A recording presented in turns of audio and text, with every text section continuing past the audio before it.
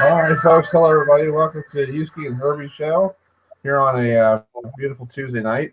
And we have George Shiro with us, who does the Shakedown Thunder. He's going to be joining us for the whole show this evening. We're going to be dissecting the Clemson versus Notre Dame game, the classic thriller last Saturday night. If you stayed up and watched it, I stayed up until 1 o'clock in the morning to watch that. It was a great game, back and forth. And also, we're going to talk Liberty football. Liberty, yes, folks. Liberty football knocking off Virginia Tech last Saturday afternoon down there in Blacksburg. So we'll have Damian Sorrent with us, who writes for the Lynchburg College, Lynchburg paper down there for Liberty. But so George, great weekend of football last weekend. Yeah, still trying to recoup the sleep that I lost over 2 days. Yeah. So. Well, Ewan, what do you think about last weekend? We had some good ACC games, good Big Ten games. You had some good SEC games. What did you think? I was telling George before we got on, I thought we were watching a playoff game. I mean, that was an incredible treat. This is why we love the game so much. And I'm looking forward to also talking about, Liberty and them making some noise. I'm a huge underdog guy. I mean, hey, I'm still pulling for Trump, so I love the underdog. Exactly. Well, we love the underdogs. Yeah, that's what we do here. We're an underdog station anyway. We're not part of the ESPN or anything like that. We're not a part of the Power Five. We're independent. What? Give me liberty or give me death. Exactly. Well, let's bring in Damian, who covered that big classic matchup last Saturday down there in Blacksburg. Damian, thanks for joining us. Wow, that must have been one of a heck of a football game, sitting there in that press box watching Virginia Tech fans start putting on social media, fire Fuente. That was a heck of a game, a heck of a final 100 seconds. I mean, I thought Liberty had won that game when Peyton Pickett scored on a 9-yard run with 1:41 left. And then, Hendon Hooker showed why he's probably one of the most underrated quarterbacks in the ACC by engineering a 43-second drive to tie the game. And just the fact that Alex Barbier, a guy who I wrote about in the paper for tonight, had been at Penn State, had hip surgery, never really got on there, transferred to Liberty, not as a kicker, but as just a regular student, gave up football altogether. And when Alex Probert elected to transfer to Iowa State this past February, they called him and said, "Hey, do you want to be a kicker?" He said, "Yeah." And a guy who had never attempted a college field goal prior to this year was 2 of 6 on field goals of longer than 30 yards. And nails a 51-yarder with 1 second to go. I mean, that was an incredible ending to a really entertaining game. Yeah, it was back and forth throughout the whole afternoon. It was like you guys were up, 21-7, and then in the second quarter, Virginia Tech took over, and I'm like, all right, here goes the Power 5 team just taking over. This is going to be a typical, Saturday afternoon. The little guy going to be around for the first quarter and fade away. And then you guys just stayed toe-to-toe with them throughout the game, and then that field goal at the end, and it's like, all right, I guess you're kings of the Commonwealth right now. Yeah, and if you look at that game, Liberty held a near 38-22 time of possession advantage because they wanted to keep the defense off the field. And if you look this year at this Liberty team at 7-0, the key to this success is that defense being on the field for less than 60 plays a game. Virginia Tech was at 58, and I think Southern Miss is the only team that's run more than 60 plays on Liberty's defense this year. And that's because you look at this roster, it's still 50% FCS players. Hugh Freeze has only had one full recruiting class, and he inherited, 2 recruiting classes at the FBS level from Turner Gill. So you still have a roster that's about split 50-50 with FCS players, FBS players. And a lot of these FCS players are ready to graduate. So they're doing this with, a roster that is still not built for a week in, week out tussle with some of these Power 5 teams, but they're getting it done because they understand what they need to do, especially on defense, and they understand that Malik Willis, the quarterback, has been every bit as dynamic as they wanted him to be this year and has been such a pleasant surprise with his ability to run and throw the ball this year. Yeah, Damien, you mentioned the Auburn transfer quarterback. I was so impressed. I mean, this guy looks like he can make every throws. The moment's not too big for him. Talk about, I mean, literally, he kind of just came out of nowhere. Talk about his development through these first 7 games. What have you seen? Well, I've seen that the tutelage that he has taken on from Ken Austin, the quarterback's coach, has really helped him out. If you go back to his 2 years at Auburn, 2017 and 2018, he was Jarrett Stidham's backup. Stidham really never came off the field except if it was a blowout. And when Willis came in, it was either turn, hand the ball off, or run the ball himself. He wasn't asked to throw the ball a lot. So his mechanics weren't as smooth and as polished as they needed to be. So what Austin has done is made sure that his hips and his shoulders and everything are in line when he's throwing. I'll take example. It was a second quarter, close to the end of the first quarter. He's scrambling out to his right. He has a defender come lunge at his feet. He gets out of that, spins away from it, and as he's getting ready to throw, he gets everything set, throws it, and throws a dime that Kevin Shaw catches, keeps both feet in bounds at the 3-yard line, and then he fires in a touchdown pass 2 plays later to Jerome Jackson. You saw the development that he was able to get on the run, his hips and his shoulders aligned, and that means his release is on point and the ball goes where it's supposed to go. Early on in the year, every time he missed, it was high. And that's because he wasn't resetting his frame when he was running out of the pocket and escaping from defenders. And I think as he's mastered these mechanics and become much more comfortable as a thrower, we're seeing him become a much more dynamic option. And that was really the thing that, Liberty didn't know what they were getting out of him because, he didn't get a chance to throw. And Hugh Freeze has said, we didn't know what type of passer we were going to get in Willis. And we've seen that, with 19 total touchdowns and only 1 interception and completing at a 67% clip, he's showing he can be a true dual threat. And that's only going to make this offense that much more potent because now you have to account for him throwing the ball when normally you would stack the box and try to prevent him from running it. Damien, I got to tell you, I'm always rooting for an independent to get into the college football playoff. The Monster Five have so many advantages with recruiting, money, TV contracts, that sort of thing. And I was a big Boise State fan back in the day, so I'm always – but, when you look at the schedule, who they've played, who they have coming up, you're looking at NC State, Coastal Carolina, who we want to – if you're a Liberty fan, you want them to keep winning – so you look more impressive, but I've got to ask you, they run the table. What is the highest national ranking they can get to, in your opinion? Top 15, I would say. You still have I know Notre Dame's ACC this year, but Notre Dame's still a true independent. BYU is arguably a top 10 team and probably has a really good shot of making, if not the CFP, but a New Year's Six Bowl. I think Liberty's still a top 15 team if it runs the table because you have to factor in, yes, they would have 3 ACC wins, Syracuse, Virginia Tech, NC State, a win over a ranked team in Coastal Carolina, but you have to factor in 2 FCS victories over North Alabama and then Western Carolina they're playing this weekend. Western Kentucky's not been very good. FIU has only played 3 games, and because of COVID issues, they may not play again. Louisiana Monroe's been, a dumpster fire this whole year. Southern Miss is on its 3rd coach.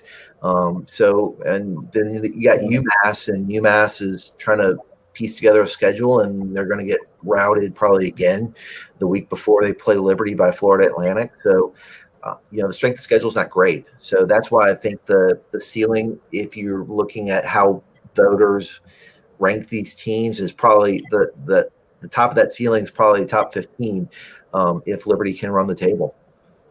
Yeah. So George, Damien, what do you think? So, Damien, what is I have 2 questions for you. One, what's the pulse there of the student body, with where the team is?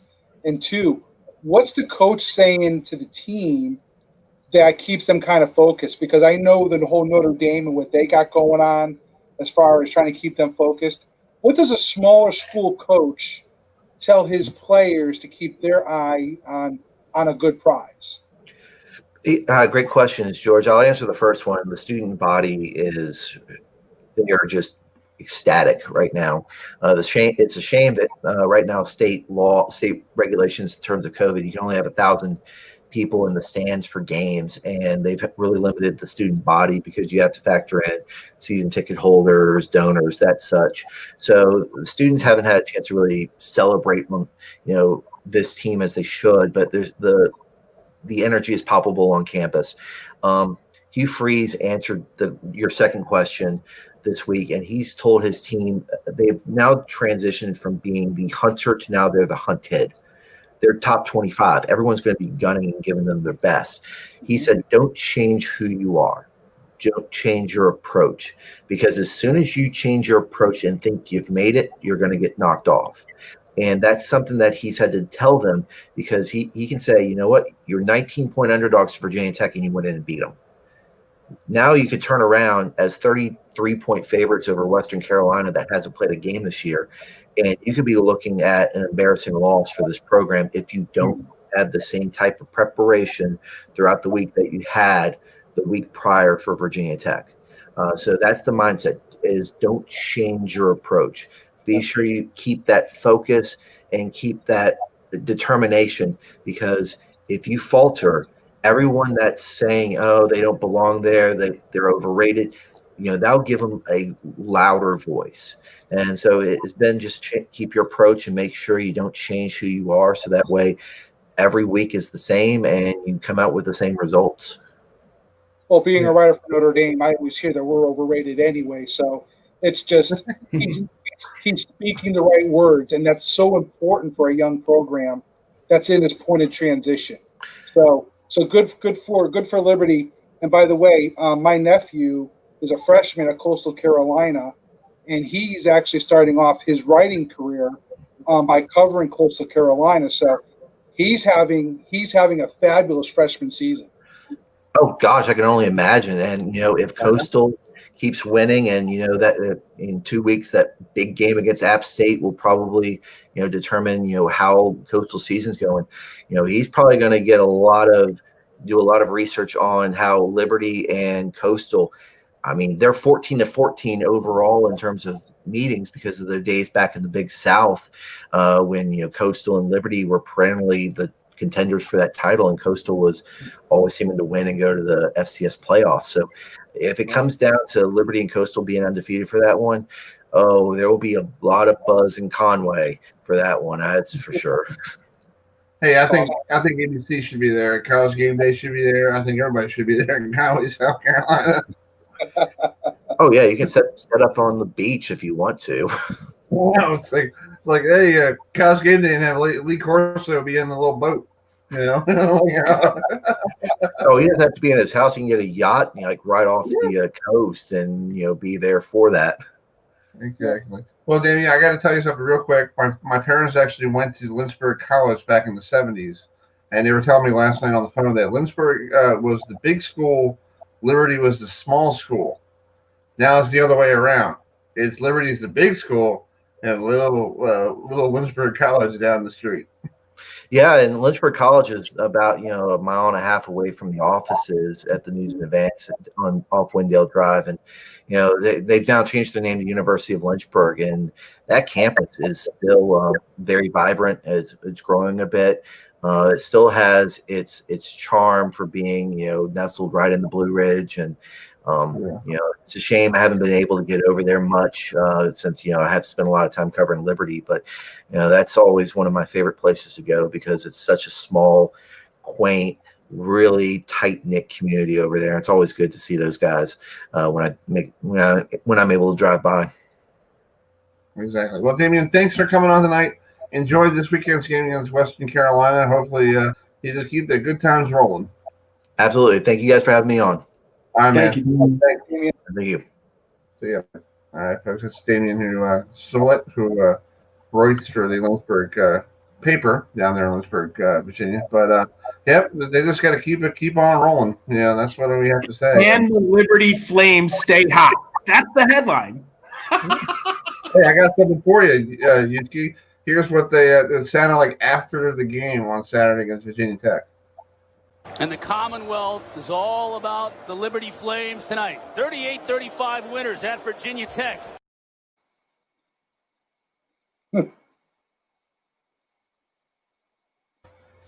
The Commonwealth is definitely with Liberty now. But let's change pages to our good friend Mike Burnop, who was on the other side of that, who I guess he's here, was the greatest tight end of Virginia Tech history. Yeah, joining us. Yeah. Mike, are you there? Does it work? I'm here, boys. How y'all doing? Good, Mike. How are you? How are you? I'm good. Everything's good. Finished a little tennis and back home, all's good in the hood. Nice. Mike Sandler to George. George does a lot of stuff for Notre Dame and South Bend, so he's helping us out tonight. Oh, good. Good to have him. That's great. How you doing, Mike? Yeah. I'm good. Good win by the Irish up there the other day. Mike, talk about what happened last Saturday. What's the vibe around Blacksburg? Is Justin looking for a job at Wendy's after that game? Well, nobody feels worse than he does. I'll promise you that. Yeah. But, yeah, I mean, it's I think the Hokie Nation's clearly disappointed in the way things turned out, but you give Liberty a lot of credit. They had a good game plan and try to play a little keep away. And, you know, as your previous guest was talking about, they had the ball for 6 seconds less than 15 minutes more than the Hokies did. So they played the game that they had to play to win, and it came down to the very end and got the job done with that field goal. It was a crazy ending. I mean, they almost lost it there. If Fu doesn't call that timeout, you know, they may have walked off and won the game.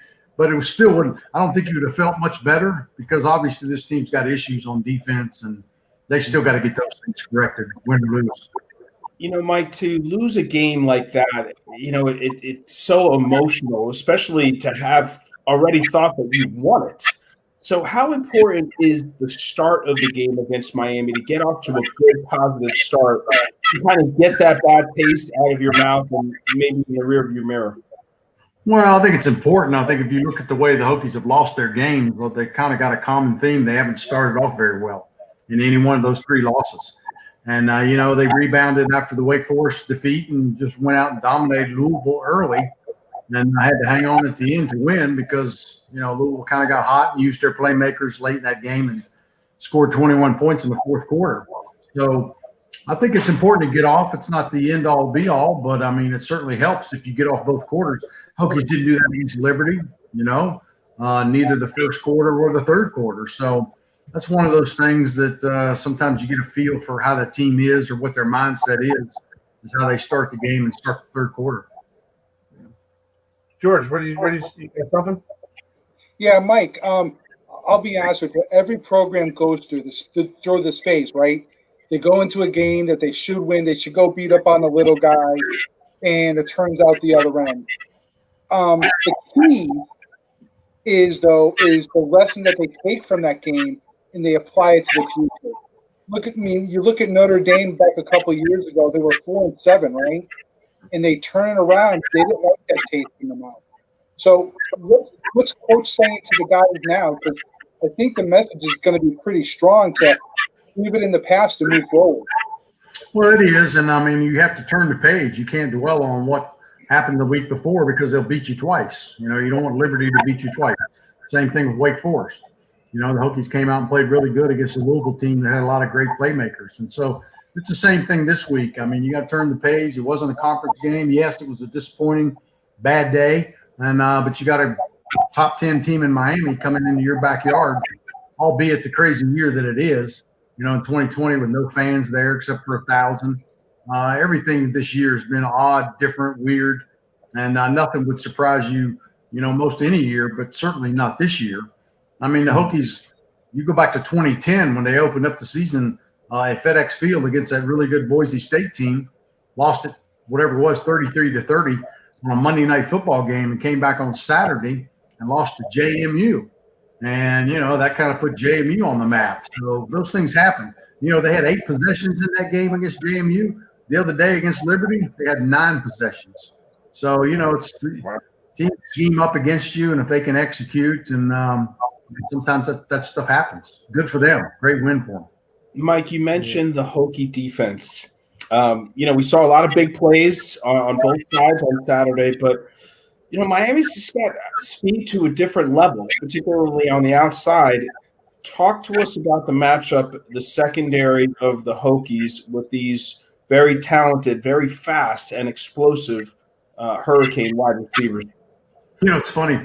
The ACC comes out with their players of the week, and so the quarterback's the player of the week. The quarterback, he's the quarterback of the week.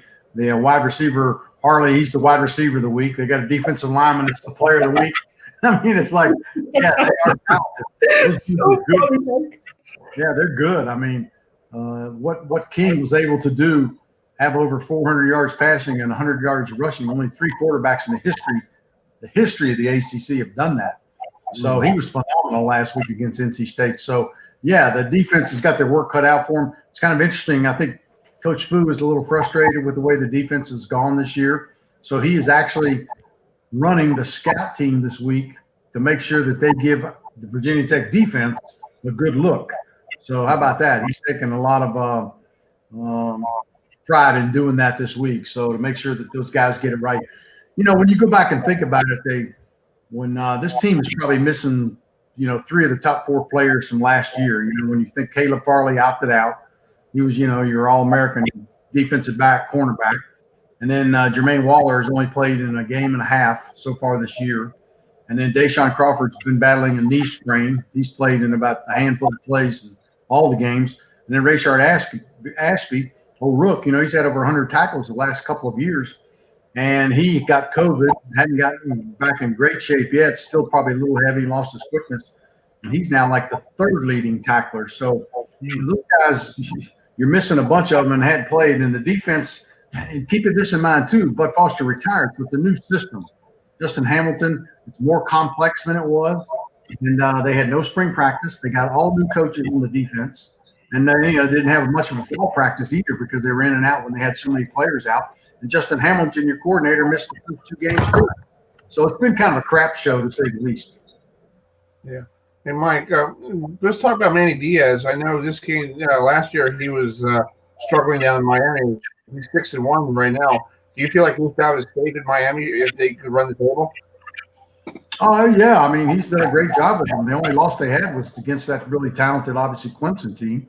And their schedule's favorable the rest of the way. So I think they got a great shot, and we'll see what happens. The Hokies got them last year pretty good down there. And, again, that was coming after a loss. They had lost the week before to Duke. You talk about a low point in Fu's time here. That was a disaster. Friday night primetime game, and they got embarrassed by Duke. And so they rebounded. That's when he pulled the trigger and got Hendon Hooker in there to start the game against Miami. And he played really well down there. Had a bunch of rushing yards and had 10 passes he completed, 10 out of 20, and 8 of those were to the tight ends. He was really good down there, and that's kind of what started Hendon Hooker, his career here at Tech. Yeah, exactly. Well, Mike, I want to say thanks for being on tonight. And how's your show on Monday? How's that going? Oh, it's going well. Fu's a stand-up guy. I mean, nobody feels worse than he did about calling that timeout and how that thing played out. It was one of those things. If he doesn't call timeout and the play gets blocked and you walk off, yeah, that's a pretty good win. But he did, and then the reason he did was because nobody thought that he could make that 59-yard field goal, so he wanted to make sure that the guys were in the right position to look for a fake, look for this, look for a trick play, or whatever. And, it just kind of backfired. He called the timeout, and the guy didn't hear him. And so his big thing is don't let the guy get a free swing like a mulligan. Don't let him get a free kick in practice.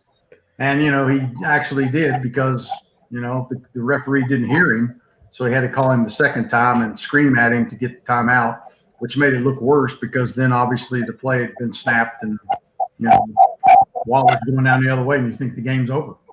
Yes, sir. Well, Mike, enjoy the game on Saturday, 12 noon. You'll be home early. That's good. You can make some food, on the grill, after the game is over. It'll be good, right?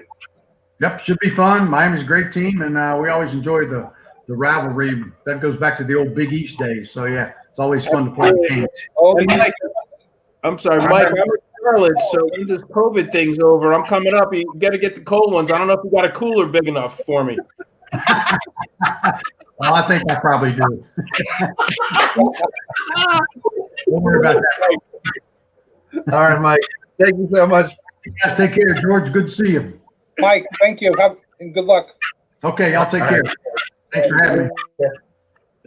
You're welcome. That's our good friend Mike Burnop, who is I think he's an all-time tight end. I think he has a record at Virginia Tech for tight ends. But he was not a tight end when he started. Remember that, Ewan? I found Yeah, old he transferred over. I don't know where he originally started playing though. It I think escapes he was a me. wide receiver. He was a wide receiver, and then he moved him to tight end. That's really strange. But anyway, George, did you play football, George?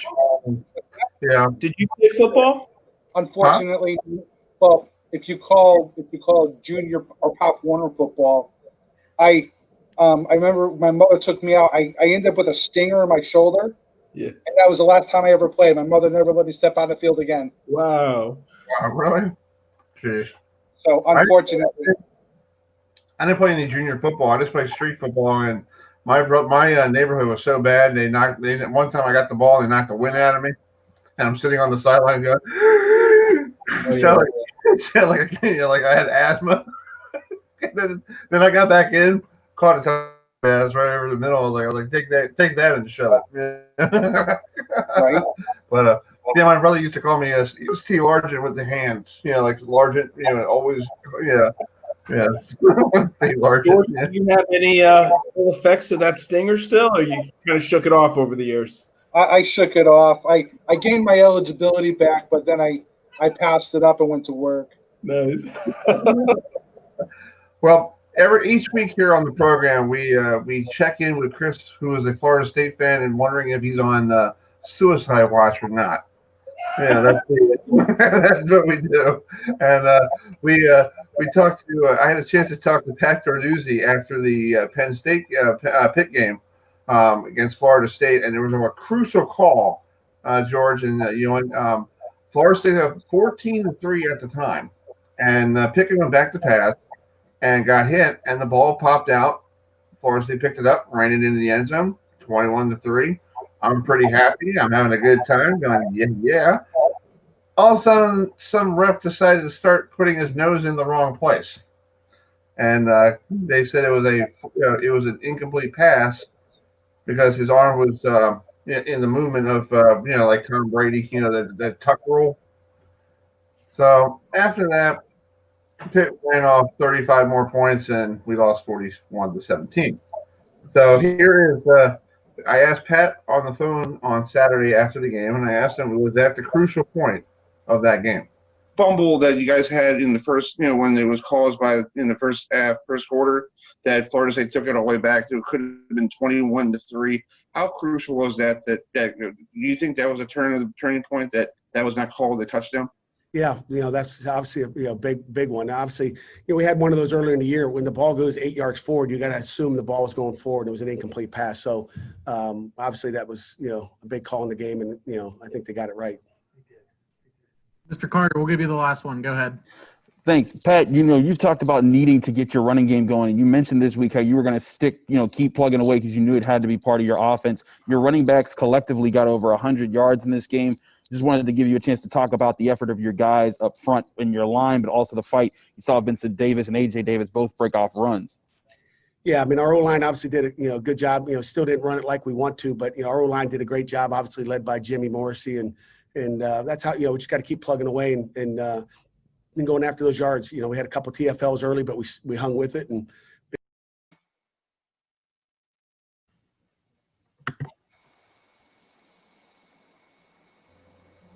yeah, he said that was a crucial part of the game, and you should see the video on my end. He was giving me faces. It was pretty funny looking. It was like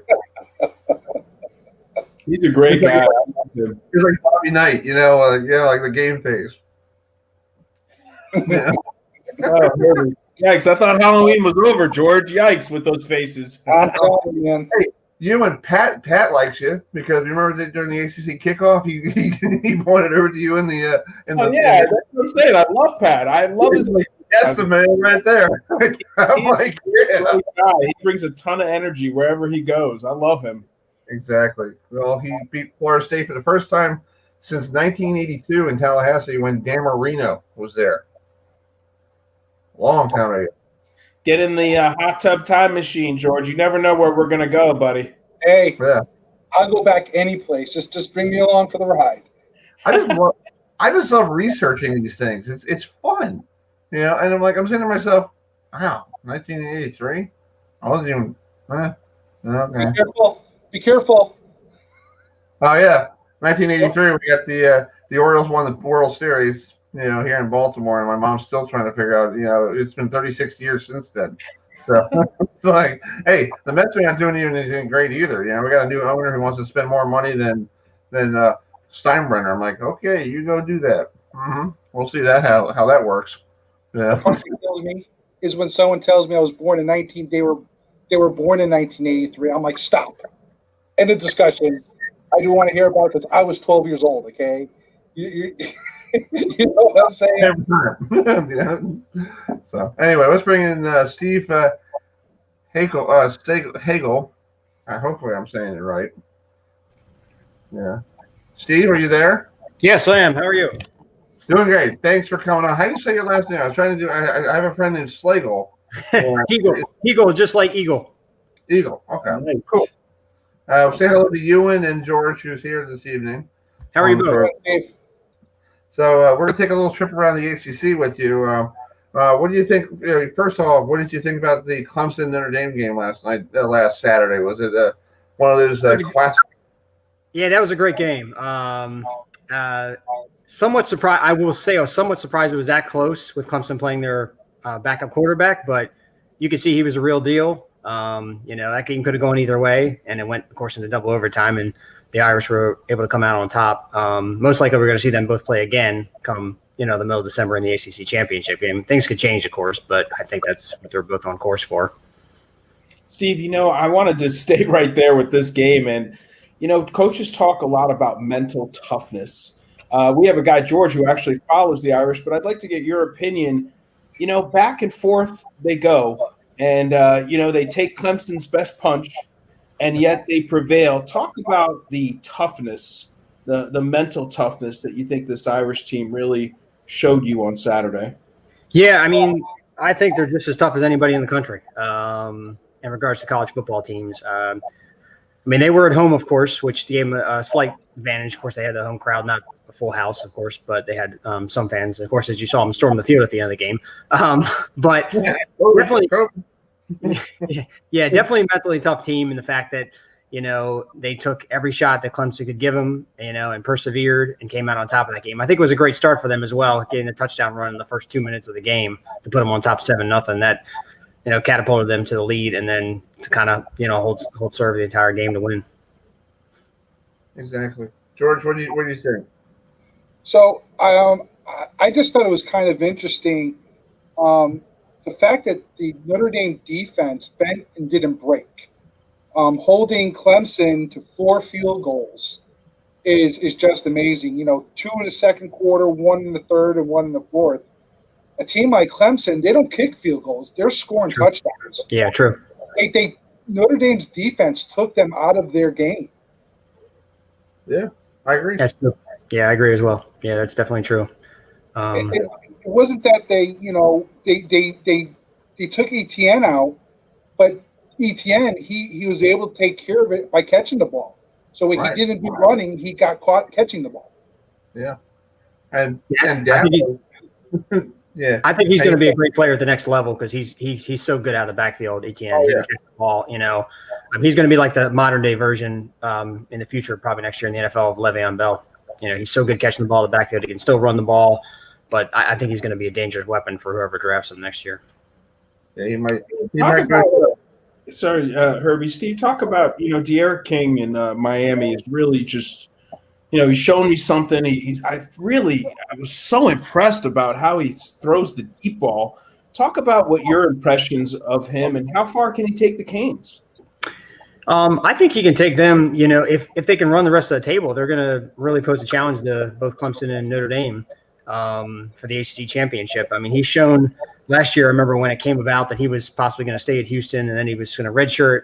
And then I knew once he decided to redshirt, I think the majority of college football fans knew that he wasn't going to stay there once he made that decision last year, several games in. And he's the perfect fit for Miami. They're playing really well. If their defense can stay above par, I wouldn't be surprised if they're right in the end with Clemson and Notre Dame in the mix for the ACC championship. Yeah, I have a polling question on our Twitter page. What two teams you want to see in the ACC title game? And yeah, one of them is Clemson and Notre Dame. The other one I put Clemson and Notre Dame and Miami. And Miami and Notre Dame are getting a little people actually are voting for that. So that could happen if Clemson stumbles against Florida State back here. But right now you got Charlie Ward showing up next week. Yeah. Yeah. It also depends what Florida State team shows up. If the team showed up that played North Carolina, they have a good chance. Exactly. If the team shows up that they played Georgia Tech, they don't have a good chance. So well, we did good last week against Pitt, but the problem was we had that turnover that was supposed to be our touchdown, make it 21-3, and all of a sudden, Pat Duduzzi Sr. scored 38 points after that, and it was like, okay, game over. Yeah, they played great. When I saw the majority of the game against North Carolina, they played out of their minds and they won that game.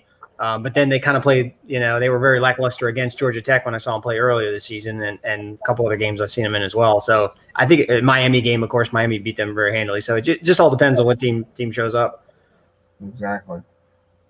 We have back to the Clemson Notre Dame game. I have a clip. I talked to Brian Kelly on Monday, and I know you probably watched the game, and you probably George and I were talking about this, but George, I was trying to get yours. We'll work on yours next week.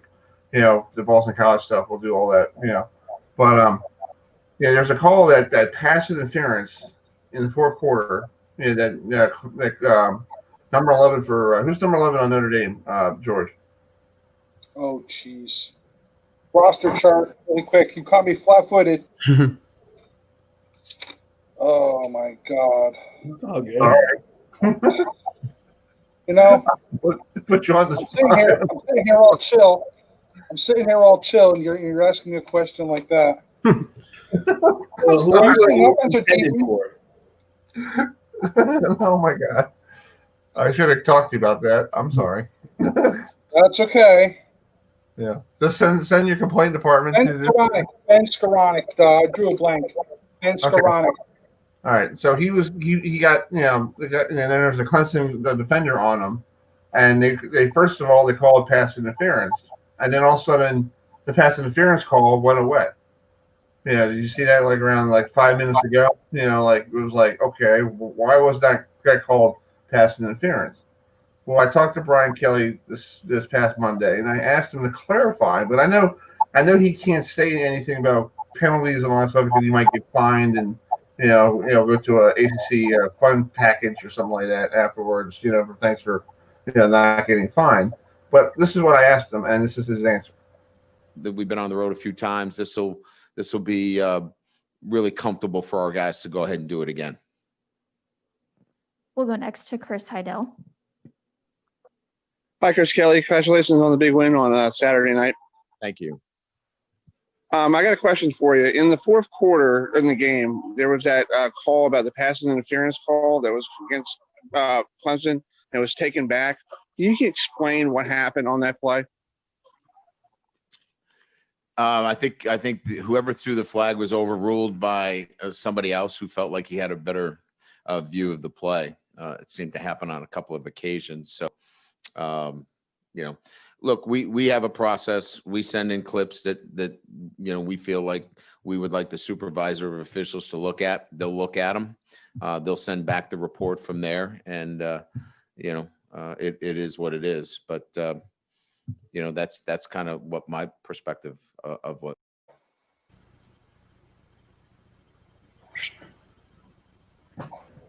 Okay. Anyway, he basically sent it to the ACC office. So, do you feel like that call was influenced by Dabo Sweeney, Steve? Yes, I do. Yeah.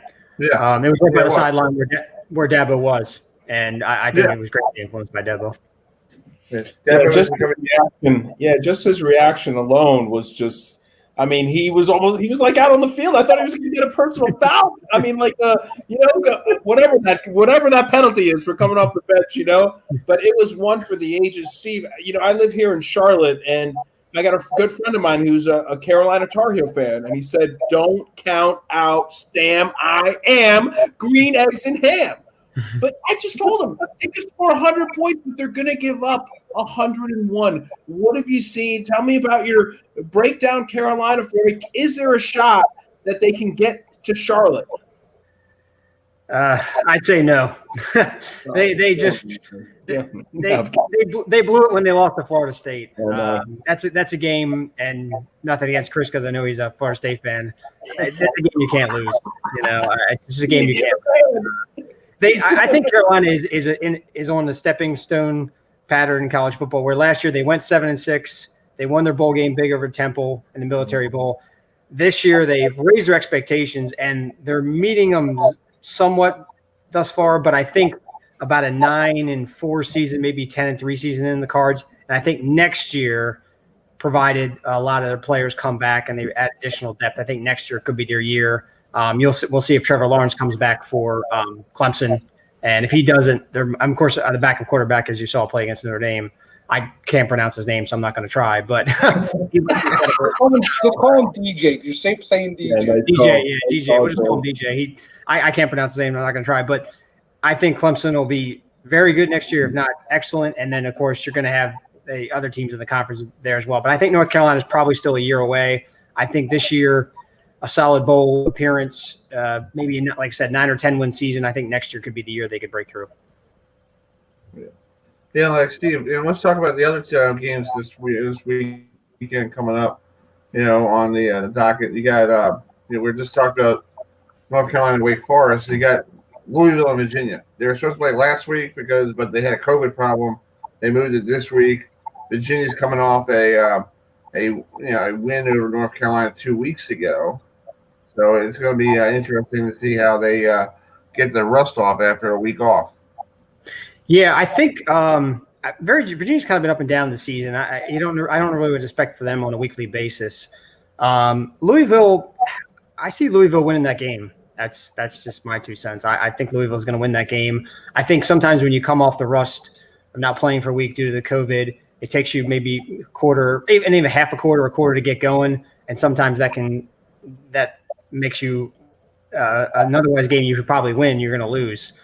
Just that fact that you had that week off and some players aren't practicing. You saw what happened to Virginia Tech this past weekend when they got bit by Liberty. Now, Liberty's much better than they've ever been in years past with Hugh Freeze being the coach now. But Virginia Tech, I think Justin Fuente is on the hot seat this year now. Ooh, man, the flames are burning up. Hey, George, I want to ask you something while we have you on. George, we talk about these kids, can be an underdog one. We saw it in North Carolina. They're under, and then all of a sudden they're favored for against a BC team by 2 touchdowns. What is the sense down there of no letdown, no look ahead, one game at a time? This is the season for Notre Dame. I'll tell you what, the players are drinking the Kool-Aid. We talked about it a couple weeks ago. We talked about the WIN acronym, right? What's important now, what's important next. They took care of the Clemson game, which was what's important now. And now, they literally, in the student-athlete press conference today, they didn't even want to talk about the Clemson game. They're given, as Liam Eichenberg said, we're given Sunday to enjoy it, and then it's back onto the next team.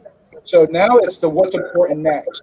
Because if you don't succeed at that level of what's important next, beating Clemson doesn't help you at all. Right. You're going to go back and press the reset button.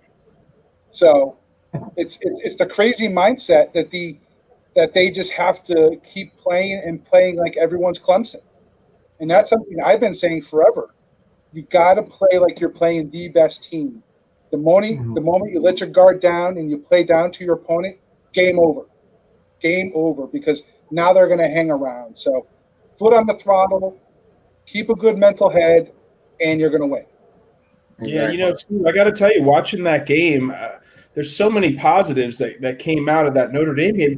I got to tell you, as a former offensive lineman, wow, that offensive line looked cohesive. They, you know, I mean, the backs, all of the backs blocking and picking up blitzes was absolutely phenomenal. I really thought Clemson would be able to put a little bit more pressure on Ian Book, but that was not the case. Talk to us about what you saw in terms of the trenches on both sides, Steve. Yeah, I think you're exactly right. There's definitely, you thought Clemson's defensive line would get more pressure on Book, possibly even create more turnovers, but that wasn't the case. Like I said, Notre Dame really changed that game at the beginning of the game by scoring on, I think it was the third play, and they were up quickly 7-0. Second play, sorry. I thought it was the third play. And they just, it just set the tone for the entire game. And then it was almost like Mike Tyson fight in the first 5 seconds. He pops the guy in the mouth, and the guy's already on the back foot trying to recover for the rest of the fight, which usually back in the days didn't last very long. But yeah, I would expect that Clemson would have got a lot more pressure on the quarterback and created a lot more tension and uncertainty for the Irish, but it didn't happen that way.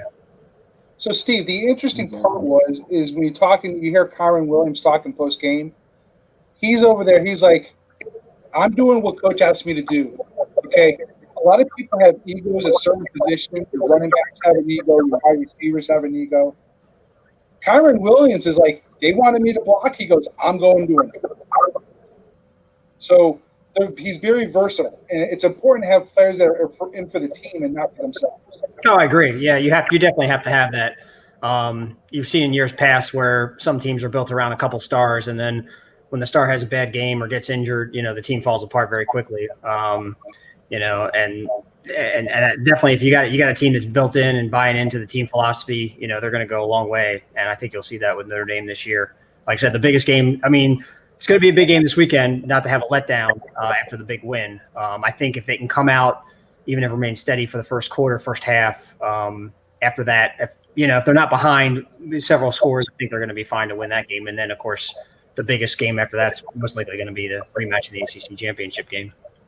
Steve, before I let you go, I got a good friend of mine who's a Wolverine fan, and it's been a little bit of a tough run for him the last couple of weeks. But he flip-flops more than a politician, and this is an election year. I'm telling you, because some weeks he loves Jim Harbaugh, and the other weeks he's like, I can't stand him.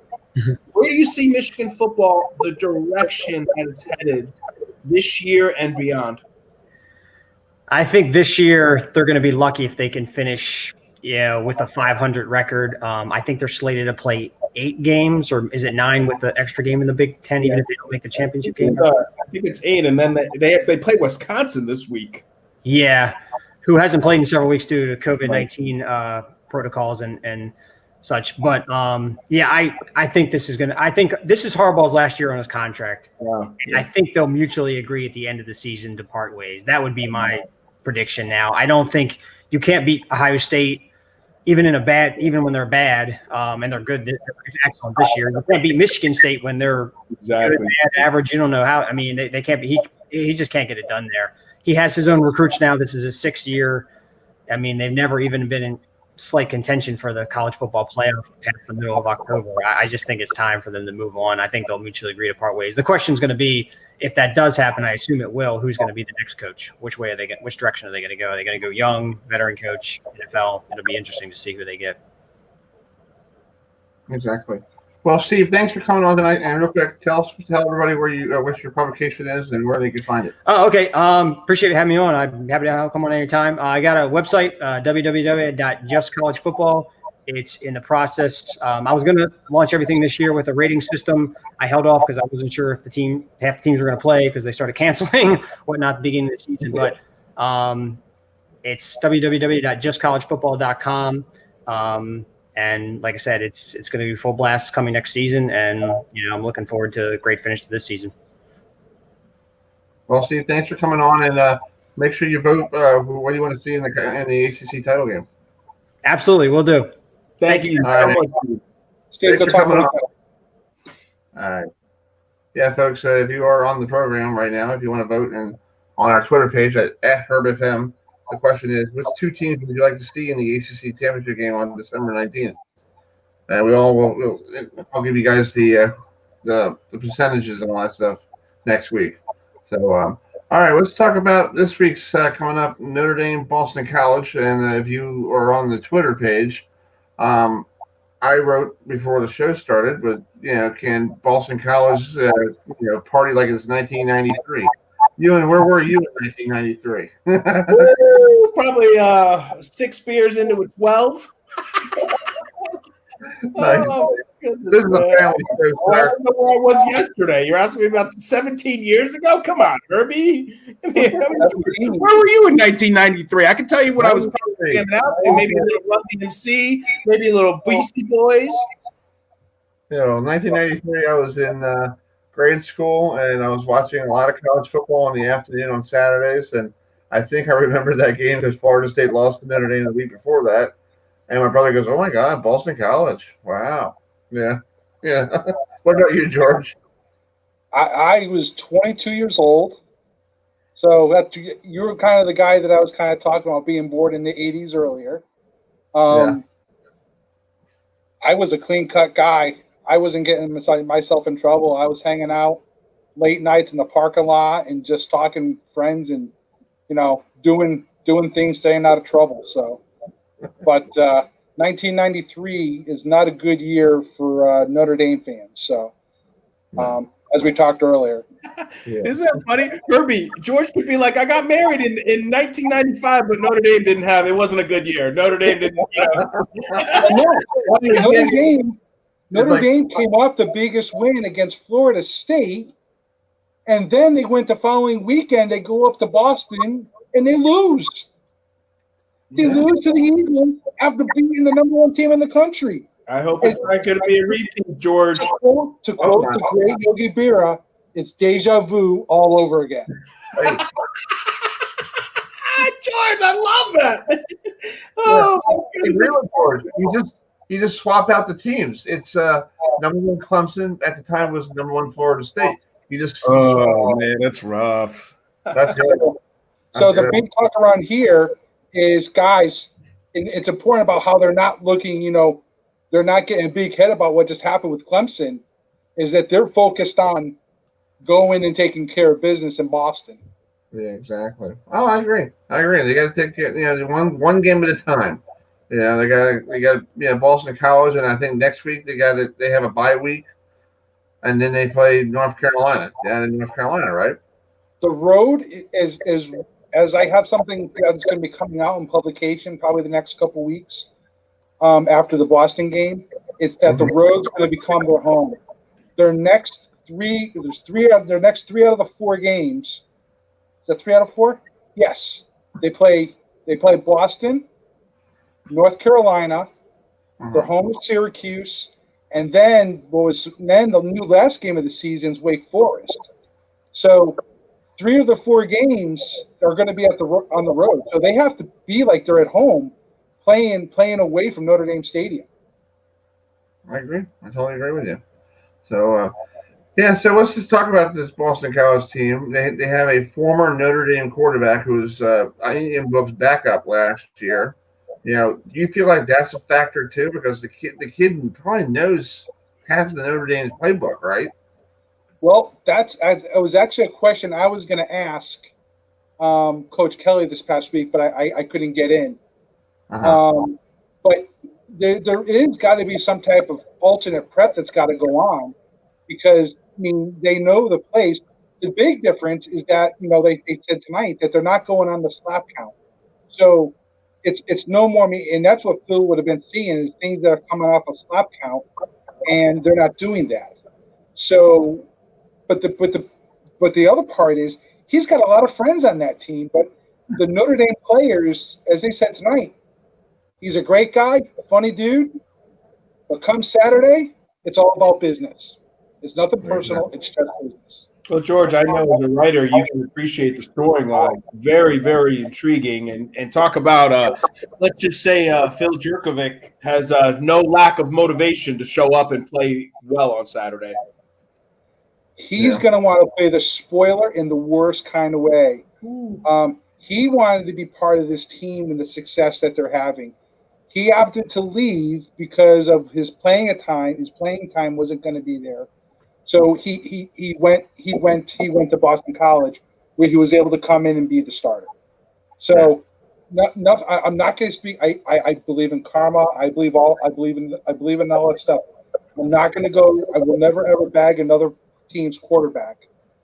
But that defensive line, he's going to feel what it's like to play against a Notre Dame defensive line. Exactly. Well, I did get a chance to talk to Phil after the game on Saturday after the win over Syracuse, and I did ask him about playing against his former teammates this Saturday, and this is what he said real quick. I know I'm going to be the first one to ask you. I know next week you're playing Notre Dame. What's the feeling like playing against your former, say your former mates that you used to hang out with the last couple of years? Yeah, I've got some friends back there, so some guys I keep in touch with for sure.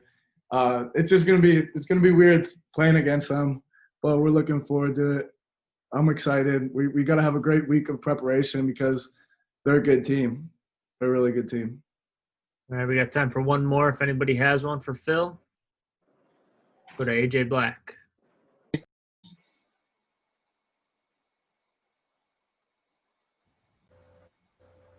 Yeah, that was Phil there talking after the game on Saturday after Boston College win over Syracuse. So, it's gonna be fun. It's gonna be weird when you see somebody you used to play, practice with on the other side. It's like, but this time they're going to his house now, and it's like that's his house, and it's a brand new house, and he's not gonna give him a housewarming gift. You protect this house.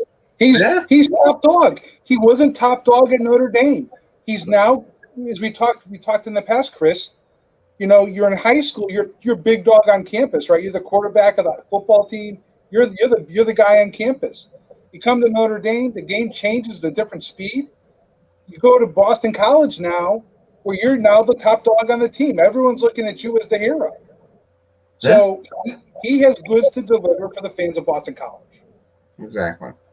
Well, folks, it's been fun. It's 8:58, and let's wrap up this show. We had a great time with you, George. Thanks for coming on, and hopefully, you guys. Yeah, we'll do this again So sometime. we're gonna, excuse me, Herbie. I'm going to give you my pick of the week, and George, let me know if you. We do a pick of the week every week. Unfortunately, last week I said Clemson. Yikes! I don't want to even tell you that, pal. But I thought Clemson was going to cover the 5.5. I got to tell you. Vegas did too, by the way. So a lot of people, right. This week, I'm gonna go. I'm gonna go with NC State laying 7 points against Florida State. I think that they have a lot more offense, and that's going to be my ACC play of the game. I think the Wolfpack at home get it done and win by 10. Yes, George. Any game lines on Pittsburgh, Georgia Tech, Louisville, Virginia?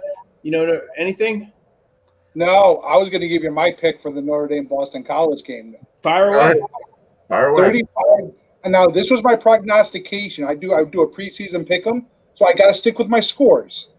I had 42-40, by the way, going back to August for Notre Dame versus Clemson, with Notre Dame coming out on top. Wow. Okay? So I'm going to go 35-10, Notre Dame. Okay, they cover the 2 touchdowns easy. Herbie? Yeah, I feel like Notre Dame's going to, Notre Dame's going to keep the '80s party going, and get it rolling. So, and the good thing is, we didn't cover something, folks. We forgot to tell you, Alabama and LSU are not playing this weekend because they got COVID. Right. The SEC is shutting down. Yeah. So here's the thing: if Notre Dame blows out Boston College, Alabama, do you get Notre Dame number 1 or number 2? That's a slippery slope, Herbie. Well, there's so many different factors with that. So basically what you're saying is does George have any room on the Notre Dame minus 13.5 boat? Is that what you're saying, Herbie? Lay the points with the Irish, just so we're official here. Yes. Yeah, I'm official. All right, Yeah. you guys are on one accord. Let's see what happens. So, guys, the only poll that counts is the college football playoff, and that comes out November 24th. The Yes. AP poll, the Amway coaches poll, we all know what that's for. I get it. The only poll that people should be looking at is for the college football playoffs and where the seedings are going to be for that particular week. That's You'll be number one, Liberty Flames. Number two, BYU. Flames are hot, baby. They'll burn you. They'll burn you. I'll take some crow for this, but I'm okay with Notre Dame sitting at number 2. I'm not worried about having to sit at number 1. It's okay to play the role of the underdog at number 2. I'm as a writer for Notre Dame, I'm happy with Notre Dame at 2, and just write it out. George, thanks so much for coming on with us, man. We loved having you, man. It was just a pleasure. Guys, this was fun. Yeah, exactly. All right. It was fun. And we'll see y'all next Tuesday night, 8 o'clock. We'll do this again next Tuesday, and we'll recap the Boston College and Notre Dame, and we'll see other games as well. So, folks, have a great rest of your night. Thanks for coming on, and we'll see you next week. Thanks, everybody.